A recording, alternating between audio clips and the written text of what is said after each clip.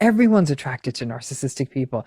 They're charming, they're charismatic, they're confident. Research has shown they're often rated as more attractive than other people. They take good care of their bodies. They know lots of interesting things. They're so concerned about hip cred that they are like, they know the cool restaurant. All of us have been indoctrinated to think that these are the people we're supposed to be dating, right? Who says no to charm, charisma, and attractiveness? Me, maybe, but just about nobody else would do that. So we're all attracted to them, right? And even with the vulnerable narcissistic folks, you'll say, really? Someone's going to be attracted to sullen and resentful? Well, that's not how they come off when you first meet them.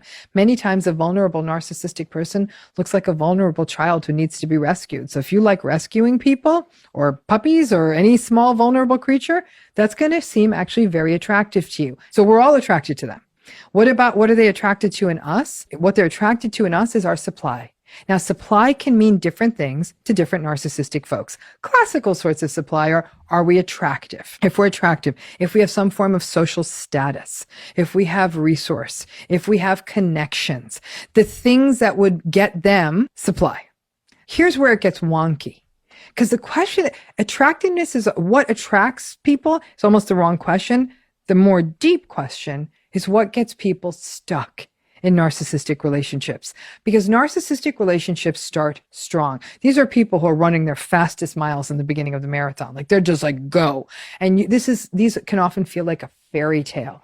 It's glamorous and it's exciting and the dates are really interesting and they're very attuned. They may be very attentive. They focus on you and they figure what's going to work for you. If they really want to keep you close, they want to get you and they want to get you quick, because then you're like a butterfly under glass. Then they've got you captured, because after all this good stuff happens, you've bought in.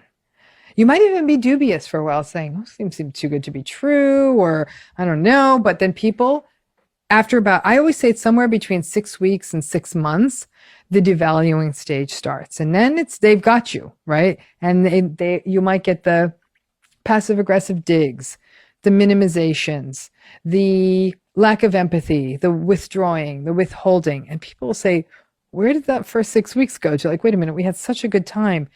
And as the devaluing begins, people start to blame themselves.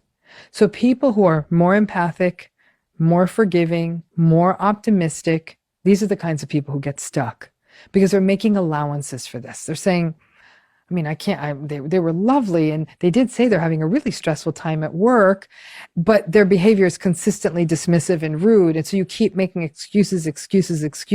But then there's a few good days sprinkled in there.